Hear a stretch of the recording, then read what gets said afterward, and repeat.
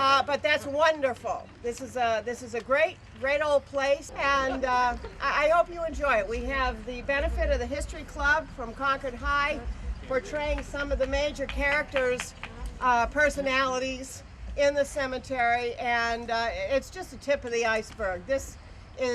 There are so many interesting people here and so many interesting events that I hope this isn't your only time. My name is Julie, and I'm part of the Pierce Brigade, and we're happy to be included in the 250 celebration for Concord. So at that, I guess I will introduce you to Reverend Timothy Walker. I imagine you've heard that name before, and he's going to tell you a little bit about himself and his family. And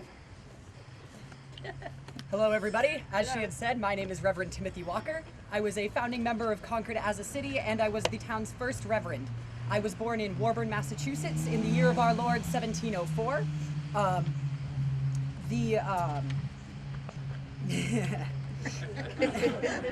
Give me a second. Okay, so after Concord was established, and after I was elected town reverend, I quickly went back to Woburn, Massachusetts, where I grabbed my wife, Sarah Walker, and brought her back up to the city of Concord, where we quickly set up a house over here. We were given a set of funds, about £100, to construct our house. The house was completed in 1734, and it actually is still standing here in Concord. It resides currently in Concord's historical district, about 2 blocks east of here. It's called, appropriately, the Reverend Timothy Walker House. If you all wanted to visit that at any point, I recommend you definitely do so. I also served the Old North Church about 52 years of my life. It has since then been torn down. However, it did used to stand right over there where the NH1 building now is. There, like I said, I spent 52 years of my life, and we lived for the remainder of our lives in Concord until I died in 1788. I did have many children, one of which was named Sarah Walker. We definitely did like the name Sarah.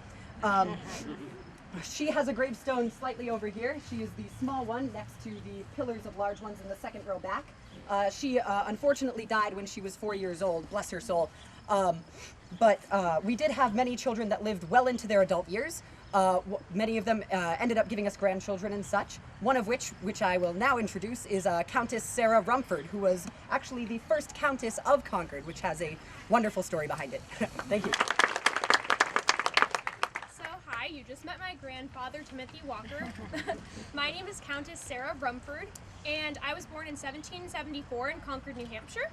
And my mother was Sarah Walker, and that's the daughter of Timothy Walker. She was a well-connected heiress. And my father was Benjamin Thompson. He was an inventor, and he was also a physicist. And my parents were both born and raised in the colonies, and they also married there as well.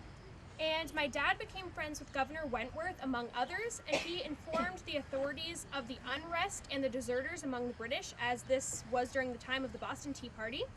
And he was then branded a spy and became an active Tory during the beginning of the American Revolution. And due to his traitorous ways, he was forced to leave the country and go to London when I was only 2 years old. And due to the contributions my father made to Bavaria, he was named a count and an imperial count of the Holy Roman Empire. And he took the name Rumford after the old name of Concord, which used to be Rumford, and so he became Count Rumford. And in 1796, I went to London to visit him 4 years after my mother's death. I didn't spend very long there because I spent the next year touring Europe. But in 1797, I was named the first American countess, Countess Rumford, and I was named that by the Elector of Bavaria. And I then went back to London and paid my respects to my dad because he had just died, and I spent my time fixing up his Brompton Row house. And after that, I adopted my maid's first child, Emma. And when she was 9 years old, we did return back to America, but a lot had changed because a lot of my friends had died and the rest were older, so life wasn't the same as I had remembered it. And in 1845 on, I lived in luxury in Concord until my death in 1852 at the age of 78. I did establish the Rolfe and Rumford Asylums here in Concord. And I also provided assistance and money to different charitable societies, both in Concord and Boston. I focused on providing money to needy children and to girls without mothers and widows and the mentally ill. And in 1984, the United Way founded the Rumford Society in my honor. And this is actually my gravestone, and I'll read it for you in case you don't get the chance to come back. It says, as the founder of the Rolfe and Rumford Asylum and patroness of other institutions of a kindred character, she... I'm sorry. Well, you can read that if you can. But, yes, I tried. But thank you.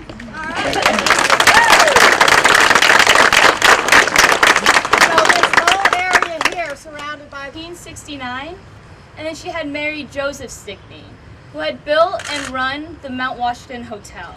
And then as he had passed away and Carolyn had inherited his fortune, she had continued to run the hotel. And then eventually, you know, they had a nice hotel. And then he had passed away in 1902, sadly. But then she had remarried Prince Lucien of France, and he had also passed away. So Carolyn had become a widow twice. But as she had died in 1935, in her will she had wanted this mausoleum to be built.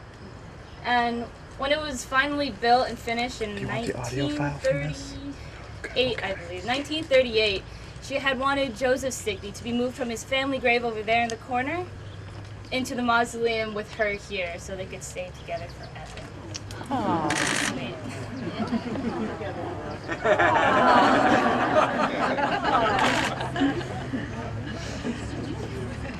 Joseph Stickney was famous for, well, he wasn't particularly famous. He had a lot of money and he had fortune because he had a lot of property here in Concord. His fortune came from mining, which Carolyn had inherited the money. And then when she had died, she had donated a portion of the money to the upkeep of Concord and the mausoleum. So, there you go. Yeah, when you come back to look more closely at the Walker stones and Countess's stone, you can take a peek through the doors and you can see the two ivory tombs in there. And on the back window, there's a beautiful painting. Painting. But when the sun is in that part of the sky is the best time to see it. You can see it right now if you want to peek in. You can kind of see it be a loop. Soldier, his name is Nathan W. Gove, and I will introduce him to you and take it, Nathan. 1861. At the age of 44, I mustered in to serve 3 years with the 3rd New Hampshire Volunteers. I joined to be with my 12-year-old son, Nathan M. Gove. I played the fife, and my son was a drummer. On August 20th, 1861, my 17 son also joined and transferred to Company E. After my time was up, my son Nathan re-enlisted and was stationed at Hilton Head, North Carolina, with the 2nd Brigade, 10th Army Corps Band, New Hampshire Volunteers. He mustered out July 1st, 1865. We were all fortunate enough to survive the war. I returned to Concord and served as New Hampshire Secretary of State from 1869 to 1871 under Governor Onslow Stearns. Tonight, I am proud to represent the 104 Civil War veterans here in the Old North Cemetery. My name is Nancy, and I was a slave as a child. The master actually is buried right here, Mr. Richard Herbert. When I was actually born in Boston in 1766. However, when I was 9 days old, I was brought from from Boston. However, nobody claimed me, so I was sold to Mr. Herbert for $5, where he took me in and raised me as his own. With his children, I went to school where I learned to read and write and recite the catechism. And when I was 15 years old, the New Hampshire Congress changed the Constitution for New Hampshire and made slavery illegal, so I became free. And one day, as I was doing dishes, somebody came to the door and told me, "You're free now," and I didn't know what to do with myself. I was terrified I'd end up back in Boston with nobody I knew, and I cried, "What will become of me?" However, the Herbert family was very kind to me, and they told me that it'd be all right and that I would stay with them as one of their own, where I stayed with them for the next 77 years, and I found my last home here on October 9th in 1845. This slope right along here is the prison lot. It appears on all maps drawn after 1844. The thing is, there are no markers.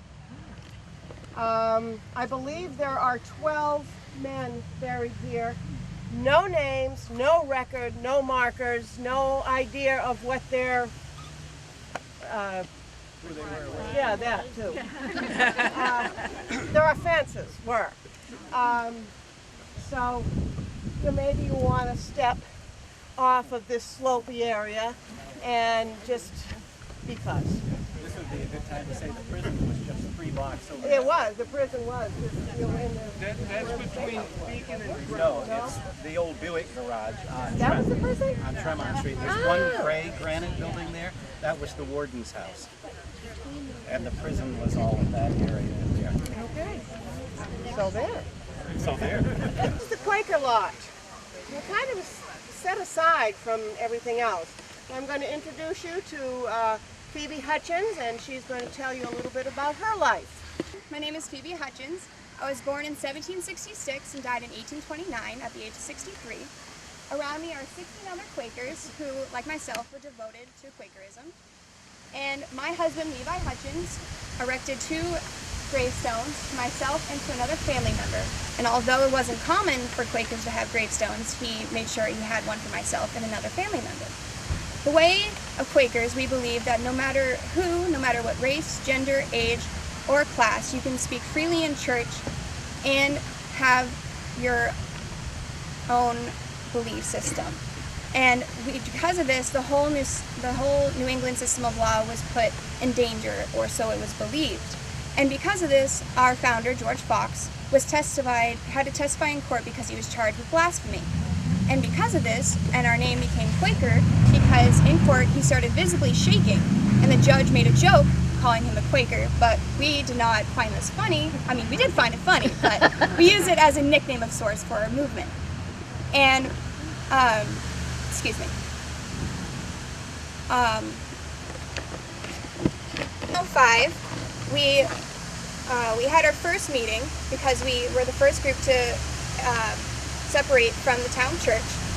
And here, we were the first group to denounce slaveholding and make sure that it was a matter of church discipline to free the slaves.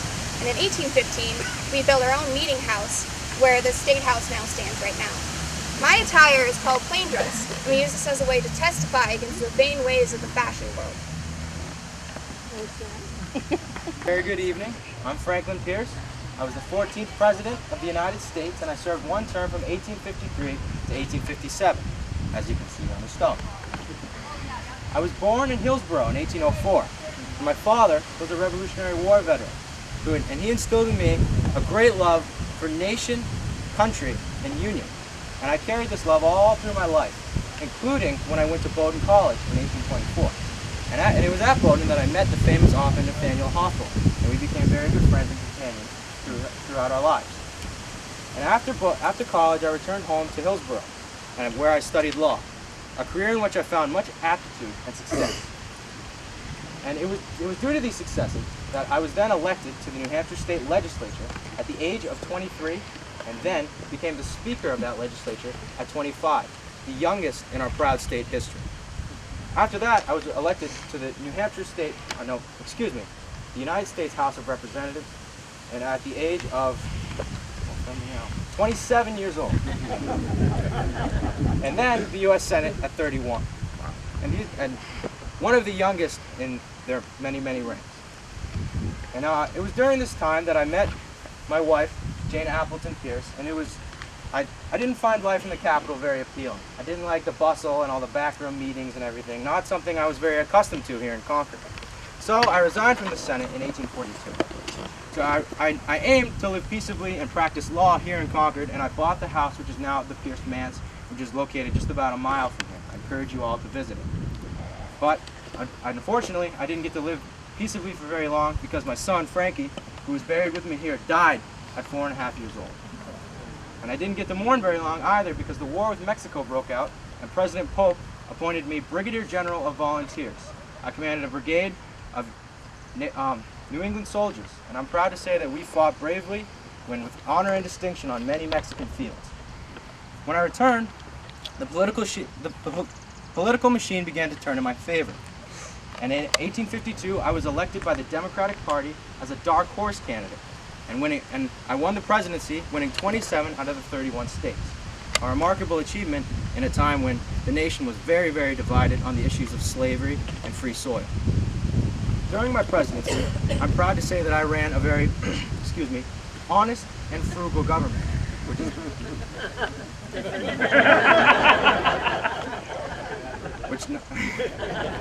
which not many people could say at that time.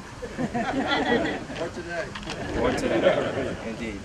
And one of my most proud achievements was the Gadsden Purchase, which purchased all the land which is now today the 48 continual states. But unfortunately, at the end of my term in 1857, I was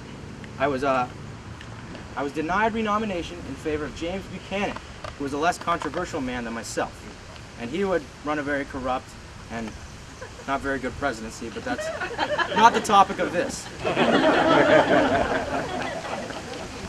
After my presidency, I toured Europe, attempting to ail my very sickly wife, but unfortunately, she's going to die in 1863, and then my best friend Nathaniel Hawthorne is going to die in 1864.